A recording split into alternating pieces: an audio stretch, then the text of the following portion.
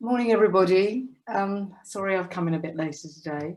Yeah, well, so my experience generally is in public and cultural and educational work, both nationally and internationally and all the rest of it. And I've actually, many years ago, got involved in a sort of community development scheme in South Yorkshire. So socially minded work is sort of very much our bag. And but the market itself, so I can't remember when I visited. I visited a couple of times with Dina, who's of course given great tours in the area. So the first point to say, I think in any well, it's going to go to top of the class for a kickoff for being a repurposing scheme and a circular economy scheme, which of course is what we're all trying to do more and more as architects. But the first thing to say about the market is, first of all, the location. So, and I think particularly for young people, it's got to be a beating heart.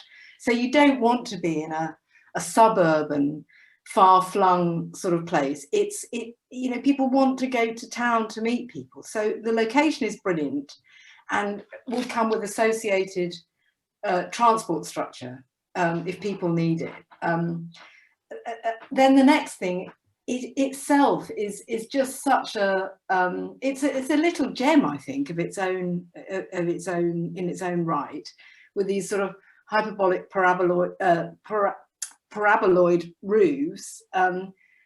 Which just fly and give the freedom. And I mean, actually a market typology is exactly what you want. It's there to provide shelter and light and be literally a movable feast underneath. That was its original design purpose.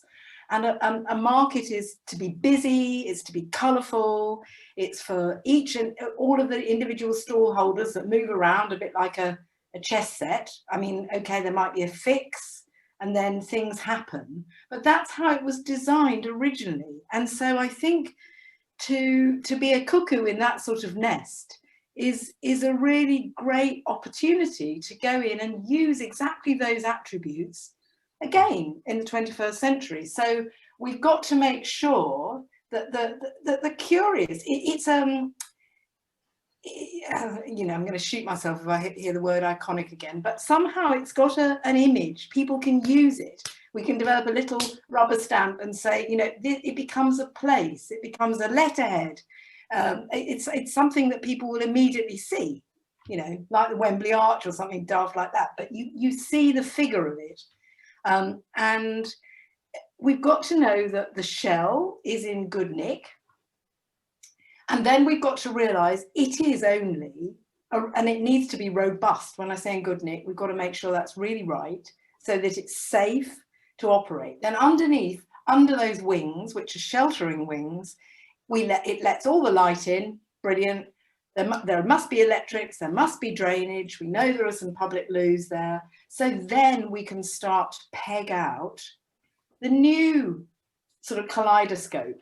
You know, if you those things that as kids you play with, that you can turn around and carousel like create a new, literally, you know, dance and see who the new partners are coming in. And it doesn't particularly matter if those change over time as well.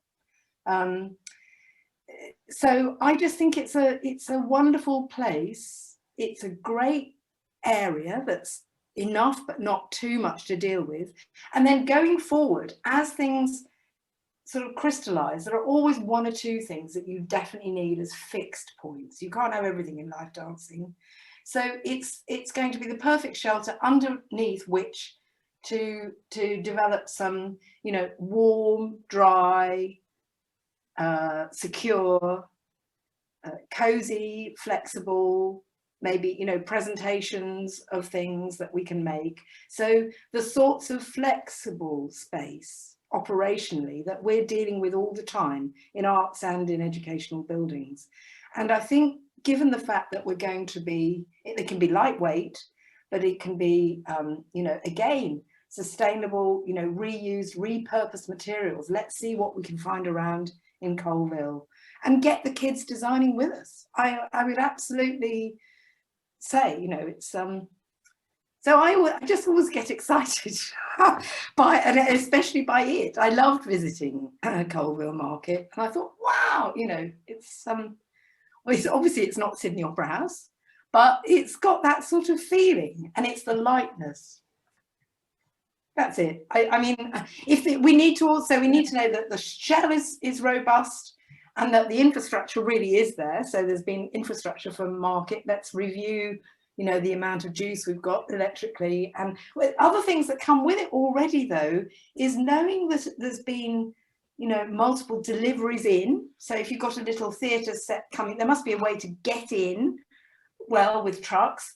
And you might be able to hose it down and get it clear. So if you've got more active, you know, leaping around sort of things, we can clean it up. We just need to know that all of that infrastructure is still in place and appropriate. And you know, maybe we can, because the great thing about that roof form is it's straight line generated, so you can geometrically, so we can add new components. I don't know, it could be photovoltaics on the roof or something like that. So I think over time, as long as we know the starting point is good, we can slowly embroider it and not fix it too much, but get the core of the things that you really then need to genuinely support people in a comfortable way. There's got to be fully accessible, comfortable places where people can, you know, get away from the hustle and bustle that might still be outside. Will that do? Fantastic. Somebody actually understands why I wanted to save that roof.